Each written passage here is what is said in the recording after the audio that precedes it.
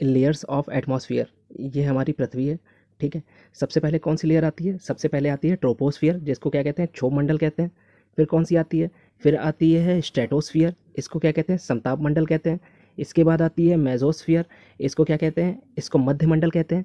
इसके बाद हमारी आती है आयनोस्फियर, इसको क्या कहते हैं? आयन मंडल कहते हैं। और इसके बाद हमारी आती है एग्जोस्फियर, जिसको वायुमंडल कहते हैं। ये हमारा क्या है? ये है हमारी विजिबल लाइट। ठीक है, ये 4000 एंगस्ट्रॉम से 7000 एंगस्ट्रॉम के बीच में यहाँ दिखाया गया है। ठीक, इधर हमने बताया था सबसे पहले क्या आ जाएगी? अल्ट्रावायलेट रेस, यू आ गया। फिर क्या आ गया? एक्स आ गया, यानी एक्स रेस। फिर क्या आ गई? ये आ गई गामा रेस। ठीक है, गामा रेस। इधर बढ़ेंगे तो क्या विजिबल लाइट क्या आएगा? आई आएगा। इंफ्रारेड रेस, ये कौन? माइक्रोवेव्स आ गई। और इधर कौन आ गया? रेडियो वेव्स आ गई, IMR। Hello friends, welcome to learn 1.5x। हम लोग साइंस MCQ के पार्ट 8 आज डिस्कस करेंगे। हम लोग ने टारगेट रखा है कि हम लोग साइंस के 5000 प्लस MCQs को डिस्कस करेंगे, तो उसी में हम लोग आज की क्लास स्टार्ट करते हैं। तो हमारा पहला क्वेश्चन है हमारा, मानव द्वारा बनाए गए उपग्रह स्थापित होते हैं मध्य मंडल में, समताप मंडल में, क्षोभ मंडल में, वायुमंडल में। अब यहाँ सबसे पहले देख लेते हैं कि लेयर्स ऑफ एटमॉस्फेयर, ये हमारी पृथ्वी है। ठीक है, सबसे पहले कौन सी लेयर आती है? सबसे पहले आती है ट्रोपोस्फियर, जिसको क्या कहते हैं? क्षोभ मंडल कहते हैं। फिर कौन सी आती है? फिर आती है स्ट्रेटोस्फियर, इसको क्या कहते हैं? समताप मंडल कहते हैं। इसके बाद आती है मेसोस्फियर, इसको क्या कहते हैं? इसको मध्य मंडल कहते हैं। इसके बाद हमारी आती है आयनोस्फियर, इसको क्या कहते हैं? आयन मंडल कहते हैं। और इसके बाद हमारी आती है एग्जोस्फियर, जिसको वायुमंडल कहते हैं। इन दोनों को मिला के, ये जो आयनोस्फियर और जो एग्जोस्फियर है, इसी को मिला के कहीं पर थर्मोस्फियर भी लिखा आप देखेंगे। ठीक है, इन दोनों लेयरों को मिला के कहीं पर आप थर्मोस्फियर भी लिखा देखेंगे, और वैसे इसको आयन मंडल कहेंगे और इसको जो है एग्जोस्फियर कहेंगे, वायुमंडल कहेंगे। ठीक, तो हमारा क्वेश्चन क्या था कि मैन मेड सैटेलाइट्स कहाँ पर होते हैं? तो ये जो सबसे बाहरी लेयर होती है वायुमंडल, ये वायुमंडल जो होता है, यहाँ पर हम क्या करते हैं? सैटेलाइट्स को इंस्टॉल करते हैं। ठीक, तो इस क्वेश्चन का आंसर क्या होगा? वायुमंडल, थर्मोस्फियर। ठीक है, नेक्स्ट क्वेश्चन पे चलते हैं अपने। नेक्स्ट क्वेश्चन है हमारा, the velocity of electromagnetic wave in vacuum is equal to, ध्वनि के वेग, प्रकाश का वेग, पृथ्वी का वेग, गैस के अणुओं का RMS का वेग। तो इलेक्ट्रोमैग्नेटिक वेव की वेलोसिटी क्या होगी वैक्यूम में? तो इसका आंसर क्या होगा हमारा? इसका आंसर होगा हमारा प्रकाश का वेग, velocity of light. Electromagnetic wave की बात हो रही है, तो यहीं पर इलेक्ट्रोमैग्नेटिक स्पेक्ट्रम की बात कर लेते हैं कि जो विजिबल रेज होती है उनकी रेंज कहाँ से कहाँ तक होती है, और किसकी फ्रीक्वेंसी सबसे ज़्यादा होती है, किसकी वेवलेंथ सबसे ज़्यादा होती है, ये भी यहीं पर इसी क्वेश्चन में देख लेते हैं। सबसे पहले ये समझ लेते हैं, यहीं पर ये मान लीजिए ये हमारी रेंज है किसकी? ये है विजिबल लाइट की। ठीक है, जो हम देख सकते हैं, ये कहाँ से कहाँ तक है? ये 4000 एंगस्ट्रॉम से 7000 एंगस्ट्रॉम तक की है। ये 4000 एंगस्ट्रॉम से 7000 एंगस्ट्रॉम तक की है। अब इधर जब बढ़ेंगे तो सबसे पहले आएगी अल्ट्रा वायलेट रेस। ठीक है, इसको देखिए यू बनाया, यू के बाद क्या आएगा? एक्स आएगा। इसके बाद आएंगी एक्स रेस। ठीक है, एक्स रेस। इसके बाद कौन सा है? वाई आएगा। ये कौन सी आएंगी? ये आएंगी गामा रेस। ठीक है, तो हमने यहाँ पर क्या देखा कि सबसे पहले हमने यहाँ पर विजिबल लाइट देख ली, फिर इसके बाद क्या आया? अल्ट्रा वायलेट रेज आई, फिर क्या आई? एक्स रेज आई, फिर कौन आया? फिर आया गामा रेस। ठीक है, अब इसके इधर बढ़ते हैं विजिबल लाइट के, तो इधर कौन सी रे आएगी? सबसे पहले बस इसको याद रख लीजिए, विजिबल लाइट को आपने बीच में रख लिया। अब यहाँ पर कौन सी आएगी? इंफ्रारेड आएगी। ठीक है, IR, इंफ्रारेड रेज आई। ठीक है, इसको हटाइए। इसके बाद कौन सी आएगी? आई आ गया। अब आएगी M, माइक्रोवेव। ठीक है, इसके बाद कौन सी आएगी? इसके बाद आएगी रेडियो वेव। ठीक है, IMR, सीरियल से देखिए, आई आएगा, फिर M आएगा, फिर R आएगा। ठीक है, इंफ्रारेड रेज, माइक्रोवेव्स और रेडियो वेव्स। इधर देखिए अल्ट्रावायलेट रेज, एक्स रेज और गामा रेज। ठीक है, और यहाँ पर बस एक चीज़ याद रखते हैं कि इसकी गामा रेज की फ्रिक्वेंसी सबसे ज़्यादा होती है। ठीक है, इसकी क्या होगी? फ्रिक्वेंसी सबसे ज़्यादा होगी। तो रेडियो वेव की फ्रिक्वेंसी क्या हो जाएगी?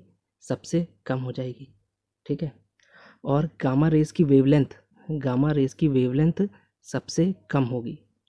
ठीक है, और तो रेडियो वेव की वेवलेंथ क्या हो जाएगी, ये सबसे ज़्यादा हो जाएगी, ठीक है।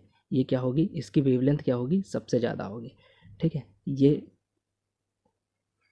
सीक्वेंस है जो याद रख सकते हैं आप, ठीक है। तो यहीं पर इस क्वेश्चन में हमने देख लिया कि ये हमारा क्या है, ये है हमारी विजिबल लाइट, ठीक है। ये 4000 एंगस्ट्रॉम से 7000 एंगस्ट्रॉम के बीच में यहाँ दिखाया गया है, ठीक। इधर हमने बताया था सबसे पहले क्या आ जाएगी, अल्ट्रा वायलेट रेस, यू आ गया, फिर क्या आ गया, एक्स आ गया यानी एक्स रेस, फिर क्या आ गई, ये आ गई गामा रेस, ठीक है, गामा रेस। इधर बढ़ेंगे तो क्या विजिबल लाइट क्या आएगा, आई आएगा, इंफ्रारेड रेस, ये कौन, माइक्रोवेव्स आ गई, और इधर कौन आ गया, रेडियो वेव्स आ गई, आई एम आर सीक्वेंस है, और ये देखिए यू एक्स वाई, इसको गामा रेस ऐसे लिखते हैं, ठीक है, गामा रेस। विजिबल लाइट की वेवलेंथ भी आप याद रखिएगा कि 4000 एंगस्ट्रॉम से 7000 एंगस्ट्रॉम के बीच में होती है, ठीक। और देखिए ये इधर तरफ हम अगर बढ़ेंगे तो क्या है, वेवलेंथ बढ़ेगी, और इधर तरफ अगर हम बढ़ेंगे तो क्या होगा, एनर्जी बढ़ेगी, यानी कि सबसे ज़्यादा एनर्जी किसकी है, गामा रेस की है, और सबसे कम एनर्जी किसकी है, रेडियो वेव्स की है, और सबसे ज़्यादा वेवलेंथ किसकी है, सबसे ज़्यादा वेवलेंथ रेडियो वेव्स की है, और सबसे कम वेवलेंथ किसकी है, गामा रेस की है, ठीक है। तो इस क्वेश्चन में हमने काफ़ी चीज़ें सीख ली। तो वापस आते हैं अपने क्वेश्चन में, velocity of electromagnetic waves in vacuum is equal to velocity of light, यानी प्रकाश की चाल से चलती हैं, प्रकाश की चाल कितनी होती है, 3 × 10⁸ मीटर पर सेकेंड, ठीक है। तो इसका आंसर क्या होगा, प्रकाश का वेग। नेक्स्ट क्वेश्चन पे चलते हैं अपने। नेक्स्ट क्वेश्चन है हमारा, the unit of which physical sign is tesla, यानी टेस्ला किसका मात्रक है, टेस्ला किसका मात्रक है। तो टेस्ला की अगर हम बात करें तो एक टेस्ला ये इक्वल टू होता है 10⁴ गॉस, ठीक है, ये डबल एस है, गॉस, ठीक। एक टेस्ला इक्वल टू 10⁻ गॉस। तो टेस्ला जो है चुंबकीय क्षेत्र का मात्रक है, ये क्या है, ये एसआई यूनिट है, जो टेस्ला है वो चुंबकीय क्षेत्र की एसआई यूनिट है, और चुंबकीय क्षेत्र की सीजीएस में यूनिट क्या है, सीजीएस में यूनिट क्या है, गॉस, ठीक। एक टेस्ला इक्वल टू क्या होता है, 10⁴ गॉस। अच्छा, टेस्ला को ही क्या कहते हैं, टेस्ला को ही कहते हैं वेबर पर मीटर स्क्वायर, ठीक है, वेबर पर मीटर स्क्वायर। चुंबकीय क्षेत्र के कितने मात्रक हैं, चुंबकीय क्षेत्र के बहुत सारे मात्रक हैं। वेबर पर मीटर स्क्वायर ये भी चुंबकीय क्षेत्र की तीव्रता का मात्रक है, टेस्ला ये भी चुंबकीय क्षेत्र की तीव्रता का मात्रक है, गॉस ये भी चुंबकीय क्षेत्र की तीव्रता का मात्रक है, न्यूटन पर एम्पियर मीटर ये भी चुंबकीय क्षेत्र की तीव्रता का मात्रक है, ठीक है। अच्छा, तो ये तो हो गए चुंबकीय क्षेत्र की तीव्रता के मात्रक। यहीं पर हम एक चुंबकीय आघूर्ण, इसका मात्रक भी देख लेते हैं। इसका मात्रक क्या होता है, एम्पियर पर मीटर स्क्वायर, ठीक है, एम्पियर पर मीटर स्क्वायर, ये किसका मात्रक है, ये चुंबकीय आघूर्ण का मात्रक है। अगर चुंबकीय फ्लक्स की बात करें, इसका मात्रक क्या होता है, इसका मात्रक होता है वेबर, ठीक है। वेबर किसका मात्रक होता है, वेबर मात्रक होता है चुंबकीय फ्लक्स का। चुंबकीय आघूर्ण का मात्रक क्या होता है, एम्पियर पर मीटर स्क्वायर, ठीक। तो इसका भी देख लिया। तो टेस्ला किसका मात्रक है, चुंबकीय क्षेत्र का। नेक्स्ट क्वेश्चन देखते हैं अपना। नेक्स्ट क्वेश्चन है हमारा, the sun always rises in the east because, अच्छा, सूर्य सदैव पूर्व में निकलता है, इसका कारण क्या है, ये देखिए, मान लीजिए हमारी ये पृथ्वी है, मान क्या लीजिए ये हमारी पृथ्वी है, ठीक है, और ये ईस्ट है, ठीक है, और ये वेस्ट है। तो हमारी पृथ्वी कैसे रोटेट करती है, वेस्ट टू ईस्ट, ठीक है, हमारी पृथ्वी कैसे रोटेट करती है, वेस्ट टू ईस्ट रोटेट करती है। तो ऑब्वियस सी बात है कि जब वो हमारी वेस्ट से ईस्ट में घूम रही है, तो इस वजह से हमको हमेशा जो है सूर्य जो है हमेशा ईस्ट से निकलता दिखाई देगा, हमेशा चंद्रमा क्या होगा, वो भी ईस्ट से निकलता दिखाई देगा और वेस्ट में छुपता हुआ दिखाई देगा, सन भी हमें ईस्ट से निकलता हुआ दिखाई देगा और जो वेस्ट होगा उसमें जो है छुपता हुआ दिखाई देगा। सूर्य हो, चंद्रमा हो, तारे हो, ये सारे ही हमें ईस्ट से निकलते और वेस्ट में छुपते हुए दिखाई देंगे। तो हमारा आंसर क्या होगा, पृथ्वी पश्चिम से पूर्व की ओर घूमती है, ठीक है, इसका आंसर क्या होगा, पृथ्वी पश्चिम से पूर्व की ओर घूमती है, इस कारण हमें क्या होता है, सन हमेशा ईस्ट से निकलता हुआ दिखाई देता है। नेक्स्ट क्वेश्चन देखते हैं अपना।